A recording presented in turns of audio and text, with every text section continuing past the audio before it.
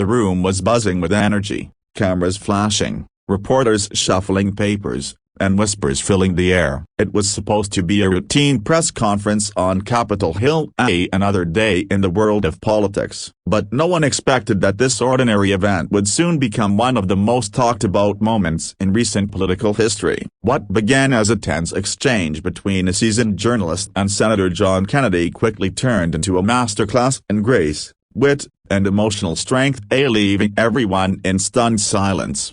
It all started when Senator Kennedy, known for his sharp humor and down-to-earth Southern charm, stepped up to the podium to discuss an economic reform bill. As he spoke, his tone was steady and sincere. He wasn't performing for the cameras, he was speaking to the people. But among the crowd sat a liberal journalist known for her biting questions and confrontational style. She'd made a name for herself by cornering politicians, exposing contradictions, and stirring debate. Her pen was her weapon, and today, she was ready to use it. When Kennedy paused to take questions, her hand shot up. "Senator," she began, her voice cutting through the murmur of the crowd, "you talk about helping working Americans, but isn't it true that your policies overwhelmingly favor the wealthy? Some say your folksy speeches are just an act, a mask for outdated values. Are you really in touch with the modern American public?" The room went still. It wasn't just a question, it was a challenge, a public jab meant to provoke. For a moment,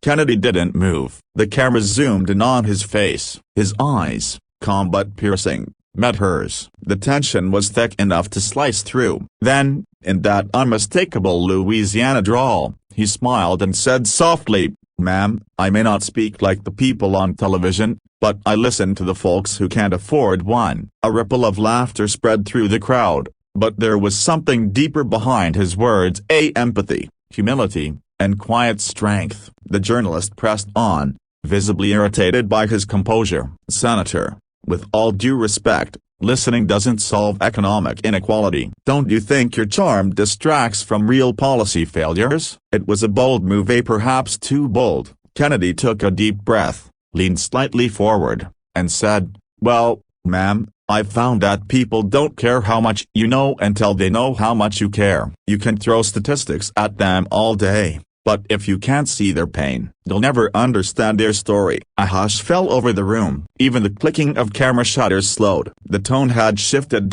from confrontation to reflection. Kennedy wasn't defending himself anymore, he was speaking for the millions of Americans who felt unseen and unheard. His words carried the weight of experience of the struggles of small-town families, the pride of hard work, the quiet dignity of those who keep the country running while others argue about it. The journalist, visibly taken aback, tried to recover. "But Senator, don't you think emotional appeals can cloud rational debate?" Kennedy's reply came like a gentle thunderclap. "Maybe so," he said, "but sometimes the heart tells the truth before the numbers catch up." The audience erupted, not with applause, but with something more powerful, silence. The kind of silence that comes when truth lands and leaves no room for argument. What happened next was even more remarkable. After the event, that same journalist approached Kennedy privately. Eyewitnesses said she looked shaken, her confident stride replaced with quiet humility. "Senator," she said, "I came here to expose you. Instead, you reminded me why I started in journalism, to find truth, not to win arguments." Kennedy, ever the gentleman, simply smiled and replied, "Well, ma'am, we all need reminding sometimes. The truth's not a weapon, it's a mirror." The moment went viral within hours. Clips of the exchange flooded social media. People from all political sides shared it, quoting Kennedy's line about caring before knowing. Commentators called it one of the most human moments in modern politics, not because it was fiery, but because it was real. It wasn't about winning or losing, it was about listening, connecting, and reminding everyone that leadership isn't about power, but about compassion. In the days that followed, something unexpected happened. The journalist released a heartfelt column titled "The Day John Kennedy Taught Me a Lesson." In it, she wrote, "He didn't humiliate me. He didn't attack me. He just held up a mirror, and what I saw humbled me." The piece went viral, drawing praise from readers who longed for civility and empathy in a divided nation. Kennedy, when asked about it later, shrugged it off with characteristic modesty. "I don't know about teaching lessons. I just try to treat folks the way I'd like to be treated today, even when they're trying to roast me alive." By the end of that week, what started as a clash had transformed into a story of grace under fire, a reminder that dignity still has a place in politics. The video of that exchange continues to circulate online, not because of drama, but because of decency. It's the kind of moment that makes people pause, take a breath, and remember what true leadership looks like. In an era of noise, insults,